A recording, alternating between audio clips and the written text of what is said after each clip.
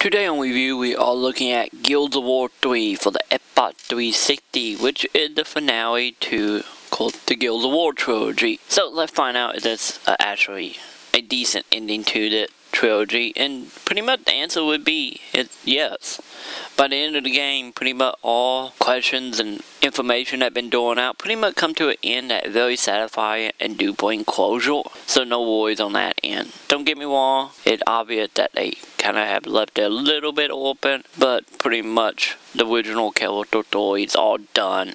On to the story itself overall, it pretty much picks up a couple months after the events of Guild Wars 2. The military have pretty much fallen, and the guilds and everyone else is pretty much just trying to survive the local horror from day to day. As you quickly find out, like a chapter in, that a court market dad is alive, and this whole time have been working on a way to get rid of the Lambent, and pretty much everyone go on what to find him, including the Locusts. So it's pretty much a way to get in the quad to find him and to pretty much survive. And as you go through the actual gameplay, you actually meet a lot more civilians this time around, and really flesh out the universe of guilds and just see how things works out, just the overall emotions attached to the characters. And that's something else they have done, is they are heavily in the guild, making you feel for the characters, and this is the end, and some horrible things do happen to the characters, so they try to tug on your heartstring a little bit. With some of the cases, it might come out a little more hokey than other, but they still try nonetheless.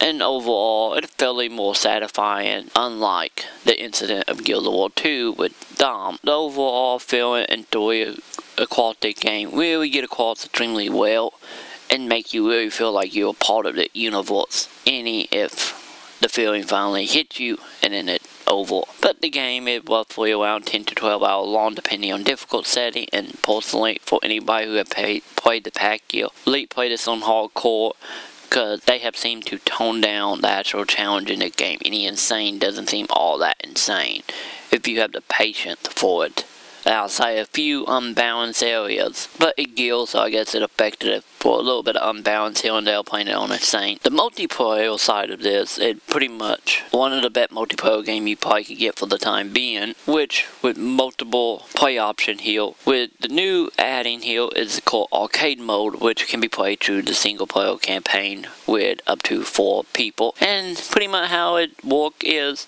you got fight for points with distant Locust, distant Lambent, and so on, being for distant point, and pretty much who can get the most points by the end of the chapter, which we keep track of and will show you by the end of the chapter. And with that, you will also gain experience, but then again, you gain experience over every game mode in this, including single player, which will go to your overall levels of the really in-depth stat tracking system, which will allow you to keep track of weapons, trophies, titles, unlock more game modes such as Big Head mode. Just a very in-depth version of keeping track with everything, and will come in very handy for anyone that actually want to keep track of how well they do. Because unlike Call of Duty, not really any guild perks or special weapons are here. This is more in the line of old-fashioned epic games, I guess you could say. Pretty much all the major weapons that will be Warzone will be just scattered about randomly in each map, which is 10 map for the multiplayer side.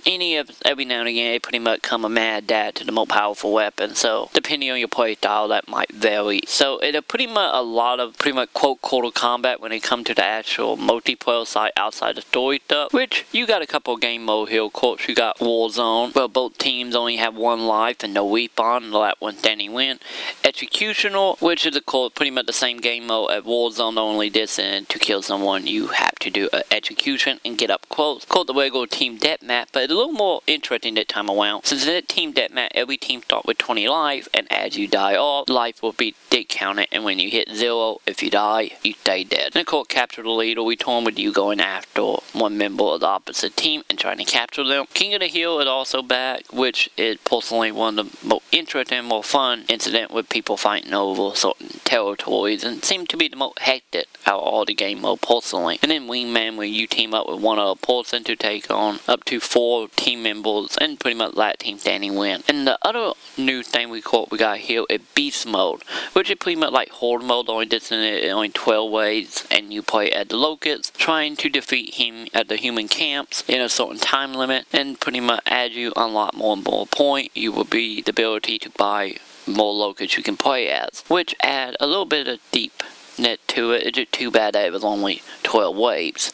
But of course, the one multiplayer everybody is probably the most fascinated about it, of course, is Horde mode, which also returned and with some very needed tweaks coming from Guild 2. Here we are now in Guild 3, which at the beginning of each round, you will be attribute money depending on how many locusts you have killed in the pat round, which will give you money to buy fences, decoys, guns, and as you do it, you will gain levels in the specific guild that carry over from game to game. And of course, we still have 50 waves here. Another thing that have changed in the 50 waves is every 10 rounds, you have a random boss. In some cases, it can be a little hectic and might seem a little evil in some ways, of fighting like 2 to 3 Brumacs in one wave, but it added an interesting challenge to this. And of course, this is the most hectic of all the guilds, multiplayer and single player moments, so I bet to have some interesting talk after you guys survive, if you survive. So overall, Guild of War 3 story is not the best of the trilogy, but it's still storytelling wise a notch above them, and the multiplayer is just amazing from how much they actually got into this and how well they keep track of everything and how everything is very cohesive across the board. So I give Guild of War 3 a 4 out of 5. Today's episode is sponsored by the Tilt Caps, which is available on etchaplay.info as well as their own website, which is tiltcat.com. The Carousel Podcast, which is available at carouselpodcast.com, also on etchaplay.info, where you can find out more stuff about video games, comics, movies, and so on. The Norgasm Video Game Podcast, which can be found over at norgasmnetwork.wordpress.com. Well, over there you will find multiple podcasts, not just about video games. And soon, the video game podcast will be on etchaplay.info as well.